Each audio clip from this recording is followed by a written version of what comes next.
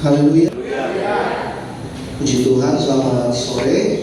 Kembali lagi kita mau mendengarkan firman Tuhan untuk melanjutkan yang minggu lalu. Ya, kalau kita sudah belajar 5 materai yang kita sudah pelajari, tanda-tanda sebelum kedatangan Tuhan kali yang kedua. Yang pertama, kalau Bapak Ibu Saudara bisa ingat, berbicara soal kedatangan Yesus yang pertama. Materai yang kedua berbicara soal perang dan pembunuhan. Yang ketiga, kelaparan dan huru-hara. Yang keempat, penyakit sampar dan kematian. Yang kelima, yang baru saja minggu lalu kita pelajari, tentang aniaya bagi pengikut Kristus. Puji Tuhan, hari ini kita masuk yang ke-6, materai yang ke-6. Kita buka terlebih dahulu di dalam kitab Wahyu pasal yang ke-6, ayatnya yang ke-12 sampai yang ke-17. Wahyu pasal yang ke-6, ayat yang ke-12 sampai ayat yang ke-17. Bapak Ibu Saudara perhatikan, kita baca dengan sama-sama. Perhatikan ayat ke-12 sampai ayat yang ke-17. Maka aku melihat ketika anak domba itu membuka materai yang ke-6, sesungguhnya terjadilah gempa bumi yang dahsyat, dan matahari menjadi hitam bagaikan karung rambut, dan bulan menjadi merah seluruhnya bagaikan darah. Dan bintang-bintang di langit berjatuhan ke atas bumi bagaikan pohon ara menggugurkan buah-buahnya yang mentah apabila ia digoncang angin yang kencang. Maka menyusutlah langit bagaikan gunungan kitab yang digulung, dan tergeserlah gunung-gunung dan pulau-pulau dari tempatnya. Ayat yang ke-15, dan raja-raja di bumi dan pembesar-pembesar serta perwira-perwira dan orang-orang kaya serta orang-orang berkuasa dan semua budak serta orang merdeka bersembunyi ke dalam gua-gua dan celah-celah batu karang di gunung. Dan mereka berkata kepada gunung-gunung dan kepada batu-batu karang itu, runtuhlah menimpa kami dan sembunyikanlah kami terhadap Dia yang duduk di atas tahta dan terhadap murka anak domba itu, sebab sudah tiba hari besar murka mereka, dan siapakah yang dapat bertahan? Haleluya. Di ayat yang terakhir dikatakan, sebab sudah tiba hari besar murka mereka, dan siapakah yang dapat bertahan? Ya, jadi Bapak Ibu Saudara, sebelum kedatangan Yesus kali yang kedua, ya kita semua akan diproses, ya, khususnya bagi kita anak-anak Tuhan, gereja-gereja Tuhan. Kalau kita akan diproses untuk menjadi gereja yang sempurna. Tapi bagi orang-orang yang tidak percaya kepada Tuhan, bagi orang-orang yang tidak mengakui Yesus itu adalah Tuhan, bahkan mereka menghujat nama Tuhan, yang mereka akan merasakan hukuman atau murka dari Allah. Ya, makanya di ayat yang terakhir bilang, sampai mereka sendiri pun cari tempat persembunyian. Cari tempat persembunyian karena mereka takut bahwa murka Allah itu tidak ada satupun yang bisa menghalangi. Ya, makanya di materai yang ke-6, kalau materai ke-6 ini dibuka, ini berbicara tentang bencana alam. Ya, bencana alam yang akan terjadi ketika materai yang ini dibuka. Kalau kita perhatikan di ayat yang ke-12 tadi ada gempa bumi yang dahsyat, matahari menjadi hitam bagaikan karung rambut, dan bulan menjadi merah seluruhnya seperti darah. Kalau kita melihat, ya, mungkin di beberapa tahun terakhir banyak sekali terjadi bencana alam, ya, bencana alam yang terjadi di kota-kota, di daerah-daerah, bahkan di negara-negara bagian tertentu. Ya, kita mendengar bencana-bencana yang luar biasa besar. Tapi itu bukan yang dimaksud dari materai ke-6 ini. Kalau yang sekarang terjadi itu, Bapak Ibu Saudara, ketika satu daerah tertentu terkena bencana, masih ada beberapa daerah atau negara-negara yang masih bisa membantu atau menolong. Ketika materai 6 ini dibuka, bencana alam, tidak ada satupun yang bisa saling menolong karena semuanya mengalami. Ya, contoh yang baru-baru kemarin saja erupsi Gunung Semeru itu aja, ya itu masih ada yang menolong, masih ada yang memperhatikan. Tapi ketika materai 6 ini dibuka, tidak ada satupun yang bisa sembunyi dan tidak ada satupun yang bisa menolong. Dan yang kedua, matahari menjadi gelap. Matahari menjadi gelap. Boleh di next slide-nya lagi, ya, matahari menjadi gelap. Kalau di sini matahari menjadi gelap dikatakan seperti karung rambut, ya, karung rambut. Karung rambut atau kain kabung, ya, atau kain kabung. Kain kabung adalah pakaian yang dipakai sebagai tanda berkabung, kesedihan atau penyesalan. Ini melambangkan bahwa terang akan lenyap dan digantikan oleh kegelapan dan ratapan. Jadi ketika matahari menjadi gelap, ya terang itu pasti hilang. Ya, kenapa ada gelap? Karena terangnya hilang. Ya, karena Tuhan tidak pernah menciptakan gelap. Tuhan menciptakan terang. Kenapa ada gelap? Karena terangnya hilang. Yang ketiga, bulan menjadi darah. Bulan menjadi darah. Sering dikaitkan, ya, sering dikaitkan dengan penghakiman Tuhan. Ya, dalam perjanjian lama, kalau Bapak Ibu Saudara boleh baca itu di dalam Yoel pasal 2 ayat 31, di situ dikatakan matahari akan berubah menjadi gelap gulita dan bulan menjadi darah sebelum datangnya hari Tuhan yang hebat dan dahsyat itu. Bayangkan Bapak Ibu Saudara, ketika bencana alam terjadi, ya, bulan menjadi gelap, matahari menjadi gelap, bulan menjadi merah seperti darah. Firman Tuhan katakan itu akan terjadi sebelum datangnya hari Tuhan yang hebat itu. Mengalami hal demikian saja sudah, bagi kita mungkin sudah hebat sekali kita mengalami bencana yang luar biasa. Tapi ada yang lebih hebat ketika nanti orang-orang akan mengalami murka dari Tuhan. Itu lebih hebat, jauh lebih hebat dibandingkan bencana alam yang nantinya akan terjadi. Ya. Nah, di saat itulah ketika bencana, makanya dikatakan di ayat yang ke-15, raja-raja di bumi, pembesar-pembesar, perwira, orang-orang kaya, orang-orang berkuasa, semua budak serta orang merdeka itu mereka cari tempat persembunyian di dalam gua-gua, di celah-celah batu karang, di gunung. Mereka cari tempat persembunyian. Mereka putus asa akibat hal-hal yang terjadi. Ya, mereka tidak tahu harus berlari kemana, mencari pertolongan kepada siapa. Tapi seperti yang saya katakan waktu lalu, akan terjadi hujan akhir. Ya, hujan akhir. Kalau di materai yang pertama, saya sudah pernah jelaskan, waktu Yesus datang kali yang pertama, itulah di saat namanya hujan awal. Itulah di saat namanya hujan awal. Dan nanti di materai ke-6 ini, ketika orang-orang semua putus asa mencari pertolongan, ketika semua orang ketakutan ya terhadap bencana alam yang dialami, di saat inilah, di saat itulah hujan akhir. Apa maksudnya hujan akhir? Boleh di next. Ya, hujan akhir melambangkan pencurahan Roh Kudus yang lebih besar atau penyelesaian karunia Roh Kudus yang akan terjadi menjelang kedatangan Yesus. Ya, jadi ketika bencana alam atau materai ke-6 ini dibuka, akan terjadi hujan akhir di mana Roh Kudus bekerja 2 kali ganda.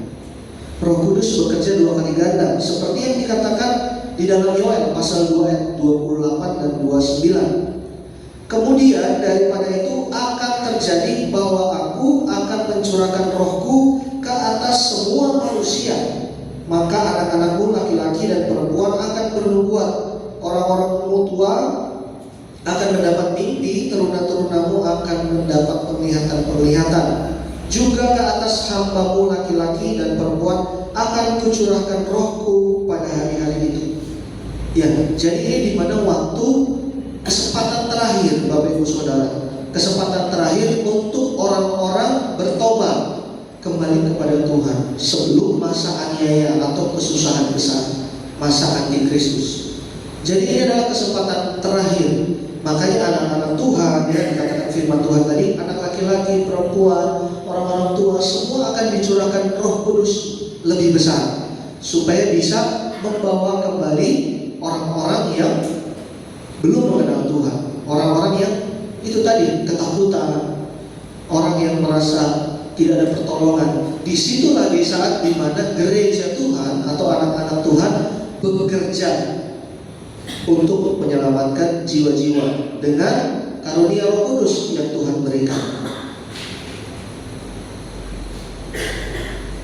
Kalau kita belajar Bapak Ibu Saudara sejarahnya, kenapa dikatakan hujan awal dan hujan akhir? Boleh di next. Hujan awal, ya kalau kita berbicara sejarah atau dari bangsa Israel, hujan ini penting untuk melunakkan tanah kering dan memungkinkan para petani membajak dengan dan menanam benih. Ya, ketika Roh Kudus datang di hujan awal, ketika Yesus datang kali yang pertama, Roh Kudus itu bekerja untuk melunakkan hati dengan cara memberikan kabar sukacita, memberitakan Injil, ya, sebagai pelunak tanah hati kita sebagai manusia ciptaan Tuhan. Ya, ketika Tuhan datang, Tuhan mau semua orang itu selamat, betul ya? Tuhan mau semua orang itu selamat, sehingga ketika Roh Allah dicurahkan atau terjadinya hujan awal, Roh Kudus itu yang bekerja melunakkan setiap hati saudara dan saya untuk menerima benih firman Tuhan.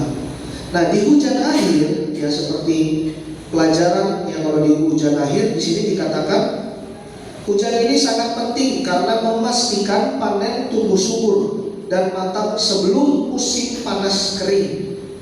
Jika hujan akhir gagal, panen juga akan gagal. Ya Bapak Ibu Saudara, seperti yang kita tahu, kita ini sedang menuai jiwa-jiwa. Ya, kita sedang menuai jiwa-jiwa. Makanya di materai yang ke-6 nanti, kalau kita mengalami materai ke-6 bencana alam dan semua yang tadi kita sudah baca, ketika Tuhan mencurahkan Roh Kudus, ya itu adalah kesempatan terakhir untuk kita menuai jiwa-jiwa. Firman Tuhan katakan tadi, kalau kita gagal, ya kalau kita gagal, panennya juga gagal. Ya, kalau kita gagal menuai jiwa-jiwa, ya jiwa-jiwa itu tidak akan selamat. Jiwa-jiwa itu akan binasa. Dan firman Tuhan katakan di dalam boleh di next, di dalam Yesaya pasal 2 ayat yang ke-9, firman Tuhan katakan demikian. Maka orang akan masuk ke dalam gua-gua di gunung-gunung, ke dalam lubang-lubang di dalam tanah, terhadap kedahsyatan Tuhan dan terhadap semarak kemuliaannya apabila ia bangkit menakutkan bumi. Nah, manusia ini sadar bahwa kuasa Tuhan, kedahsyatan Tuhan itu tidak bisa ditandingi. Ya, semarak kemuliaannya berbicara soal manusia yang berdosa tidak dapat bertahan di hadapan hadirat Allah yang kudus dan mulia. Semarak dan kemuliaan Allah, ya bahasa Ibraninya itu bisa dilihat, akan menjadi sumber teror bagi yang tidak bertobat. Nah, itu sebabnya dikatakan tadi panen itu akan gagal. Ya kalau kita tidak bekerja bersama-sama dengan Roh Kudus yang Tuhan berikan. Ya, kita ini sebagai gereja Tuhan tadi sudah dikatakan dikaruniakan Roh Kudus.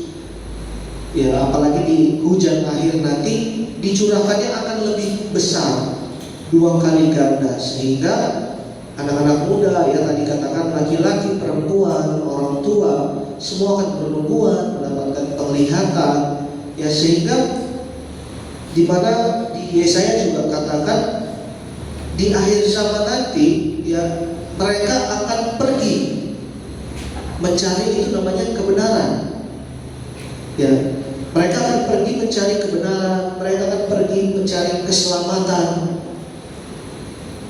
Nah, bagaimana kita mau memberi tahu kepada mereka cara untuk bagaimana supaya selamat, ya, mengenal siapa Yesus itu adalah Tuhan.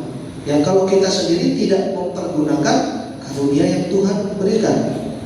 Disinilah peran penting Bapak Ibu Saudara bagi gereja Tuhan.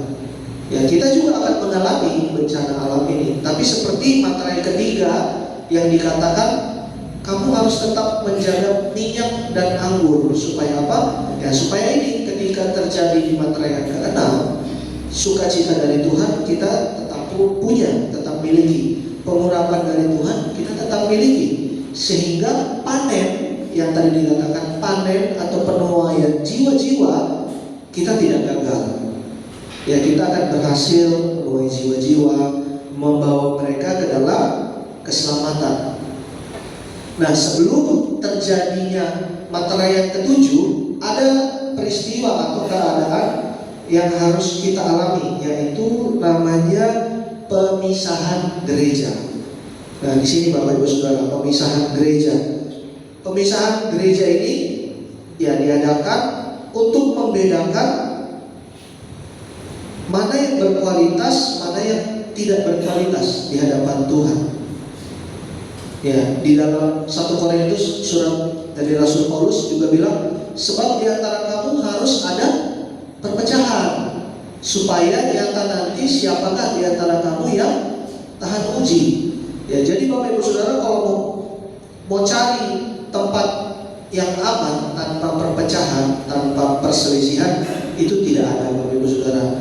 Sedangkan di dalam keluarga saja pasti ada, ya, kakak adik, ya, suami istri, orang tua anak, pasti ada perselisihan, pasti ada perpecahan. Tapi di dalam gereja Tuhan, kenapa harus terjadi? Supaya kita bisa tahu siapa saja orang-orang yang akan masuk ke dalam gereja sempurna dan tidak sempurna. Ada 3 perumpamaan Bapak Ibu Saudara di dalam Matius pasal yang ke-25. Saya tidak jabarkan, nanti Bapak Ibu Saudara bisa baca sendiri. Di Matius pasal 25, di situ ada tentang 5 gadis bodoh, 5 gadis bijak. Ada tentang hamba yang baik dan yang jahat, dan tentang domba dan kambing. Ya, 5 gadis bijak dan 5 gadis bodoh dan hamba yang baik dan jahat itu berbicara soal pemisahan di dalam gereja. Pemisahan di dalam gereja. Sementara tentang domba dan kambing itu pemisahan di dalam dunia. Ya, jadi di dalam dunia ini kita terbagi 2. Ya, mungkin kalau menurut kita manusia itu terbagi bermacam-macam menurut agama, suku, budaya, ras, bahasa, ya banyak sekali, ribuan, bahkan jutaan mungkin seluruh dunia. Tapi bagi Tuhan, Bapak Ibu Saudara, bagi Tuhan, Bapak Ibu Saudara, hanya 2 kategori manusia, domba dan kambing. Cuma 2 kategori. Boleh di next. Kategorinya domba dan kambing.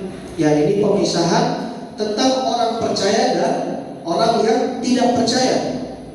Ya, seperti saya katakan tadi, secara manusia, secara jasmani pembagiannya banyak. Agama, ya, ras, suku, budaya, warna kulit, status sosial, bahasa dan sebagainya. Tapi bagi Tuhan, manusia terbagi menjadi 2 kelompok atau 2 golongan, domba dan kambing. Nah, ini domba, orang-orang yang percaya kepada Yesus yang akan masuk ke dalam kerajaan Allah. Sementara kambing, orang-orang yang tidak percaya kepada Yesus akan masuk ke dalam api yang kekal, yaitu neraka.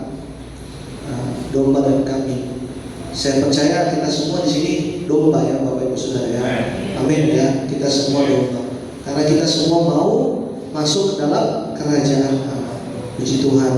Nah kalau boleh di next lagi. Nah seringkali kita merasa bahwa banyak orang di luar sana yang merasa bahwa dengan melakukan perbuatan baik kita bisa selamat. Ya banyak ajaran-ajaran di luar sana yang kamu harus berbuat baik ya, tanpa harus beribadah ke gereja. Yang penting kamu berbuat baik, kamu pasti selamat asal kamu percaya kepada Yesus. Dan itu ajaran yang tidak benar, Bapak Ibu Saudara ya. Bukan dengan perbuatan baik yang kita lakukan, tetapi menerima tebusan darah anak domba Allah, yaitu korban Yesus di atas kayu salib. Nah, setelah kita menerima korban dan darah Yesus, sifat dan karakter Kristus harus terpancar dalam kehidupan kita. Itu adalah ekspresi kalau kita sudah diselamatkan. Jadi kita berbuat baik bukan supaya kita selamat, tetapi itu adalah ekspresi karena kita sudah diselamatkan. Jangan terbalik Bapak Ibu Saudara ya. Kita berbuat baik karena kita sudah diselamatkan, bukan kita berbuat baik supaya diselamatkan. Itu berbeda ya, karena kita tidak bisa selamat dengan perbuatan kita ya. Hanya oleh darah Yesus di atas kayu salib kita bisa selamat. Jadi sekali lagi, bukan perbuatan baik yang membuat kita selamat, tapi perbuatan baik itu yang mengekspresikan bahwa kita adalah orang-orang yang sudah diselamatkan. Ya, boleh di next. Ya, ini pemisahan di dalam gereja ada 3. Ya Bapak Ibu Saudara, tadi kita sudah lihat pemisahan di dalam dunia, ada domba dan kambing. Sekarang pemisahan di dalam gereja ada 3. Gereja sempurna, gereja tidak sempurna, dan gereja palsu. Ya semua ini berbicara soal pengiringan dan pelayanan. Beda pengiringan dan pelayanan. Boleh di next. Pengiringan itu lebih berfokus pada identitas atau pertumbuhan rohani, transformasi pribadi sebagai pengikut Kristus, belajar dari Yesus dan mempraktekkan ajarannya dalam kehidupan sehari-hari. Jadi pengiringan itu berbicara soal hati, soal karakter, iman, dan ketaatan. Kalau pelayanan itu fokusnya pada tindakan atau pekerjaan, ya kontribusi yang kita lakukan untuk melayani Allah dan sesama, menolong ya, dan memenuhi kebutuhan rohani maupun jasmani orang lain. Ingat ya Bapak Ibu Saudara, memenuhi kebutuhan rohani maupun jasmani orang lain sebagai ekspresi iman dan kasih kepada Allah, bukan diri sendiri. Namanya pelayanan itu untuk orang lain. Ya Bapak Ibu mesti lihat kembali cara bagaimana jemaat mula-mula di dalam Kisah Rasul pasal yang kedua. Nanti Bapak Ibu boleh baca itu bagaimana kisah tentang jemaat mula-mula. Mereka berjemaat, mereka beribadah, mereka melayani satu dengan yang lain. Bapak Ibu Saudara boleh baca. Dan boleh di next. Ya kualitas pengiringan orang percaya itu diumpamakan ini, perumpamannya 5 gadis bijak dan 5 gadis bodoh. Boleh di next. 5 gadis bijak itu menggambarkan setiap orang yang mendengar perkataannya dan melakukan. Ya, ia sama dengan orang yang bijaksana yang mendirikan rumahnya di atas batu. Kemudian turunlah hujan dan datanglah banjir. Lalu angin melanda rumah itu, tetapi rumah itu roboh sebab didirikan di atas batu. Ya, 5 gadis bijak itu mereka diibaratkan seperti orang-orang yang mendirikan rumah di atas batu. Jadi ketika ada banjir, ketika ada musibah atau bencana yang datang, rumah itu tidak roboh karena dasarnya kuat dengan batu. Berbeda dengan Gadis bodoh, boleh di next. Nah ini, gadis bodoh ini menggambarkan orang yang mendengar tapi tidak melakukan firman Allah. Kualitas rumah mereka didirikan di atas pasir, sehingga mudah roboh, yang terkena angin, hujan dan banjir, mudah tergoyahkan. Kualitas iman, Bapak Ibu Saudara, kita harus perhatikan dibangun dengan apa? Ya seperti ini, kita harus dibangun dengan dasar batu, Bapak Ibu Saudara, sehingga tidak mudah roboh atau tidak mudah digoyahkan. Yaitu kualitas pengiringan, kualitas pengiringan yang berbicara soal hati, iman, karakter, dan ketaatan. Dan boleh di next. Nah ini kualitas pelayanan orang percaya. Perhatikan ini Bapak Ibu Saudara, kualitas pelayanan orang percaya ya digambarkan dengan perumpamaan hamba yang baik dan hamba yang jahat. Boleh di next.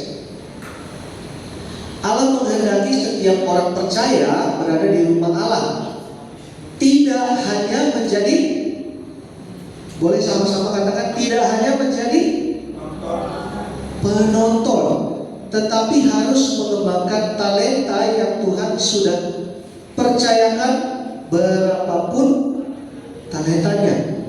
Setiap orang percaya adalah hamba Allah dan sudah diberikan minimal 1 talenta untuk modal kita melayani Tuhan. Jadi Bapak Ibu Saudara, kalau ada pelayanan, dipercayakan pelayanan, jangan bilang, aduh saya mau jadi jemaat biasa saja. Dibilang jangan jadi penonton, ya.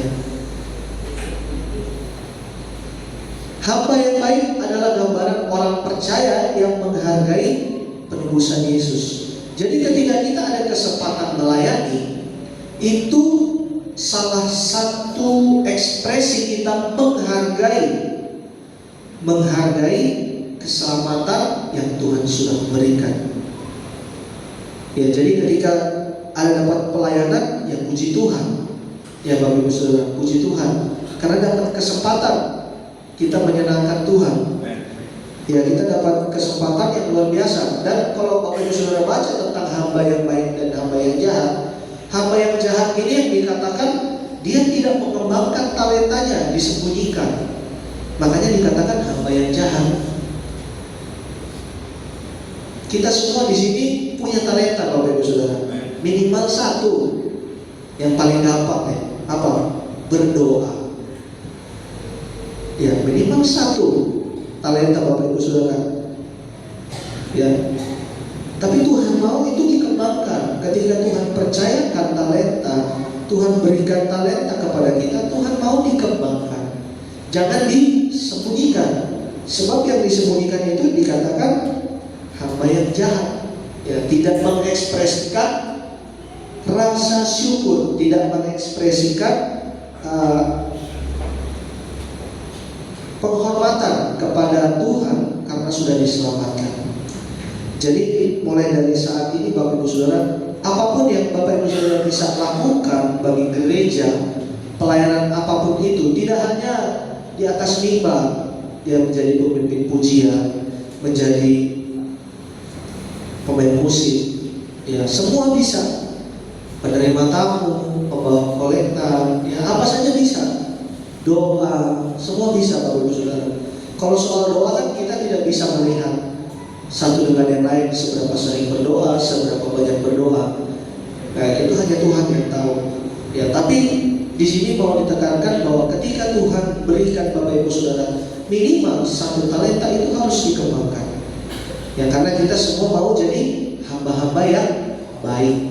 Ya, tidak mau jadi hamba yang jahat. Jadi hamba yang jahat itu tidak soal berbuat dosa, atau tidak soal kita melakukan pembunuhan dan segala pencurian dan segala macamnya.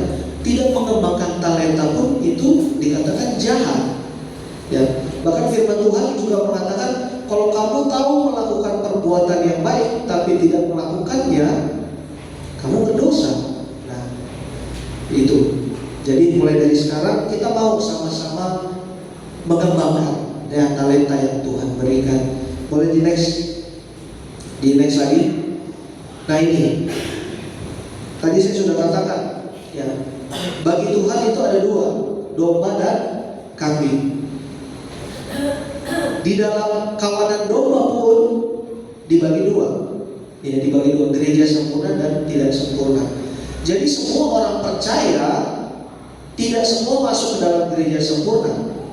Ada yang masuk dalam gereja tidak sempurna. Tapi keduanya ini sama-sama bisa masuk ke dalam kerajaan Allah. Gereja yang tidak sempurna pun bisa masuk ke dalam kerajaan Allah. Tapi dia harus mengalami proses yang berat, karena dia harus masuk ke dalam pemerintahan antikristus. Ya, orang-orang yang masuk dalam gereja sempurna, mereka tidak mengalami aniaya atau pemerintahan antikristus. Tapi gereja tidak sempurna, mereka akan mengalami pemerintahan antikristus, dianiaya. Nah, pertanyaannya, bagaimana mereka bisa masuk dalam kerajaan Allah? Mereka harus mempertahankan iman mereka. Ya, meskipun mereka dianiaya, mereka mungkin dibunuh, jangan sampai menyangkal nama Tuhan. Itu cara mereka selamat, dengan cara mati syahid. Mati syahid. Jadi mereka bisa tetap masuk dalam kerajaan Allah dengan cara itu tadi, mati syahid. Nah, pilihannya tinggal kita sekarang mau masuk gereja sempurna atau tidak sempurna. Kalau yang masuk gereja sempurna aman, Bapak Ibu Saudara, tidak akan mengalami antikristus. Tapi yang gereja tidak sempurna akan mengalami namanya mati syahid, baru bisa masuk ke dalam kerajaan Allah. Ini yang akan terjadi, Bapak Ibu Saudara, pemisahan gereja.